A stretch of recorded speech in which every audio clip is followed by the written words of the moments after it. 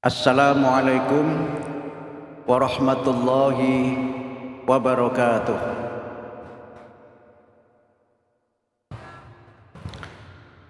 Alhamdulillah alladzi akramana bitauhidi wa dinil Islam. Wassalatu wassalamu ala Muhammadin khairil anam wa ala alihi wa sahbihi wa man tabi'ahum biistiqamati ila yaumil qiyam. Amma ba'd. Bapak-bapak, ibu-ibu, hadirin wal hadirat, jamaah Masjid Istiqlal rahimakumullah.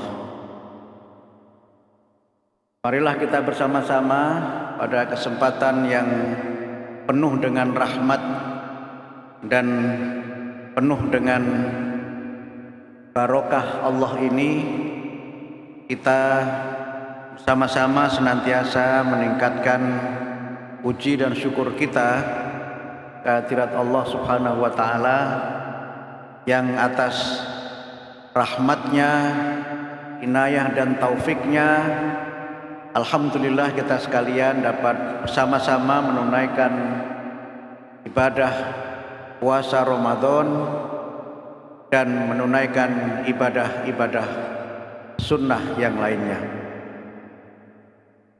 Hadirin wal hadirat rahimakumullah,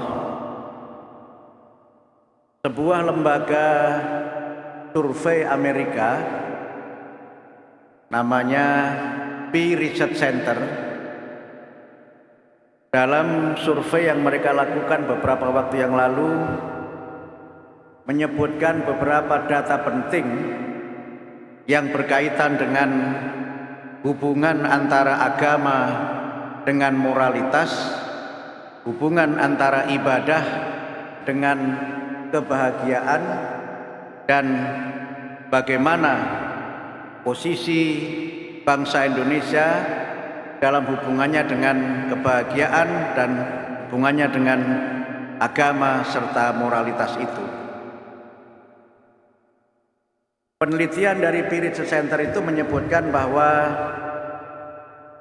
45% penduduk dunia percaya pada agama, dan mereka itu percaya kepada agama sebagai landasan moral dalam kehidupan. 62% masyarakat dunia itu percaya bahwa Tuhan, agama, dan ibadah berperan penting dalam hidup manusia.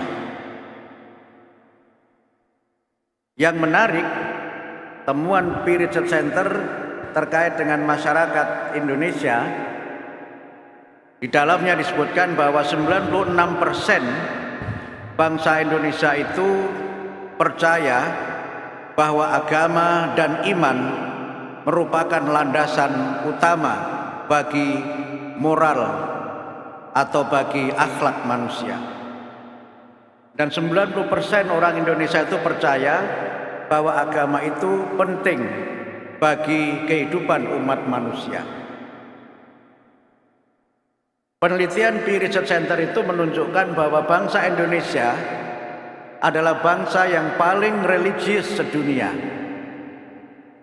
Religiusitas bangsa Indonesia itu lebih tinggi dari bangsa Tunisia yang 84% mereka itu mematuhi ajaran agamanya, dan kemudian lebih tinggi daripada Turki yang 75%, Libanon 72%, dan mereka meyakini keimanan itu beriringan dengan moral. Posisi Indonesia yang sangat tinggi dalam hubungannya dengan keyakinan agama dan hubungan agama sebagai landasan bagi moral atau akhlak manusia itu, serta bagaimana kepercayaan masyarakat dunia tentang posisi agama dan posisi keimanan dan ibadah sebagai bagian dari bagaimana mereka meraih kebahagiaan hidup di dunia dan bagaimana mereka membangun moralitas yang utama itu, memperkuat dalil-dalil Al-Quran dan hadis Rasulullah yang menyebutkan kaitan antara ibadah dengan akhlak atau dengan moralitas. Kalau kita membaca Al-Quran, kaitan antara sholat dengan moralitas dijelaskan bahwa sholat itu akan mencegah manusia dari perbuatan keji dan mungkar. Inna sholata tanha anil fahsya'i wal mungkar. Dalam kaitannya dengan puasa, kita mendapatkan penjelasan dari hadis qudsi yang diriwayatkan oleh Imam Ahmad. Di dalamnya disebutkan qala rabbuna azza wa jalla as-siyamu junnatun yastajinnu bihal abdu minan nar wa huwa li wa ana ajzi bihi. Rabb azza wa jalla berfirman, puasa adalah perisai yang dengannya seorang hamba membentengi diri dari api neraka, dan puasa itu untukku dan akulah yang akan membalasnya. Hadirin wal hadirat rahimakumullah, puasa akan membuat manusia senantiasa mampu menahan nafsu syahwat. Puasa itu menahan manusia dari nafsu amarah, dan puasa itu mencegah manusia dari berkata kasar, berkata kotor, dan perbuatan-perbuatan yang bodoh. Banyak persoalan moralitas itu bermula dari ketidakmampuan manusia menahan nafsu syahwat, ketidakmampuan manusia menahan amarah, dan karena manusia berbuat dan berperilaku yang bodoh. Dengan puasa manusia akan senantiasa dekat dengan Allah, dan manusia senantiasa dengan melaksanakan ibadah puasa itu merasa diawasi oleh Allah, dan manusia senantiasa ingat dengan Allah. Karena itu maka hadis yang saya sebutkan tadi, as-saumu li wa ana ajzi bihi, tidak hanya mengandung pengertian tentang keutamaan puasa sebagai ibadah yang pahalanya Allah yang menetapkan, dan ibadah yang di dalamnya Allah merasa sebagai ibadah yang sangat mulia bagi hambanya. Dalam pengertian yang berkaitan dengan asyamu junnah itu, seorang yang berpuasa senantiasa menyadari bahwa dirinya senantiasa dekat dengan Allah, sehingga dia tidak akan pernah berputus asa dalam hidupnya, karena dia meyakini bahwa Allah akan senantiasa mendengar doa-doanya, dan Allah akan senantiasa mengabulkan doa-doa itu. Ud'uni astajib lakum, memohonlah kepadaku, berdoalah kepadaku, dan aku akan mengabulkan doa itu. Pengertian bahwa Allah senantiasa dekat dengan kita membawa sebuah kesadaran agar manusia senantiasa berbuat baik dimanapun dan kapanpun, karena mereka menyadari sepenuhnya bahwa apapun yang mereka lakukan, sembunyi atau terang-terangan, senantiasa dilihat oleh Allah. Allah senantiasa mengetahui sesuatu yang rahasia dan sesuatu yang terbuka. Karena itu maka seorang yang senantiasa dekat dengan Allah, seorang yang berpuasa, mereka memiliki kesalehan yang otentik, bahwa dengan kesalehan otentik itu mereka akan senantiasa tidak hanya menjadi orang yang soleh ketika mereka bersama dengan komunitasnya, atau dalam ilmu sosiologi disebut sebagai kesalehan komunal, tapi mereka berusaha untuk menjadi orang yang soleh, menjadi orang yang baik kapanpun dan dimanapun. Puasa adalah ibadah yang sebagaimana kita pahami di dalam Al-Quran, surah Al-Baqarah 183, diwajibkan oleh Allah bagi hambanya yang beriman agar mereka menjadi manusia yang bertakwa.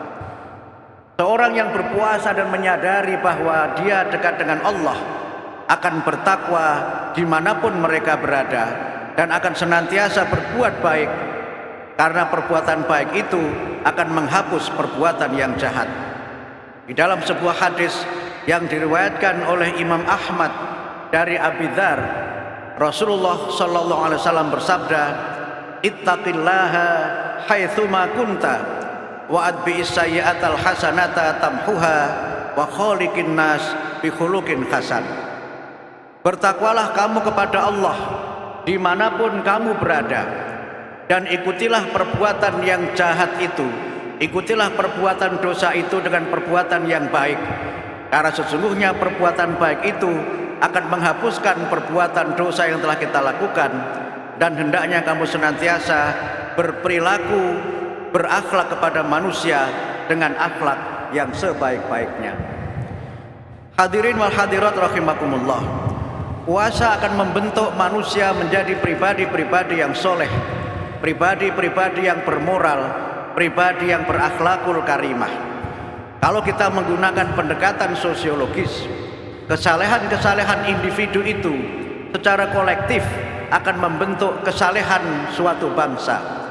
Kesalehan-kesalehan individu itu secara kolektif akan membuat bangsa ini menjadi bangsa yang bermoral, menjadi bangsa yang berakhlakul karimah.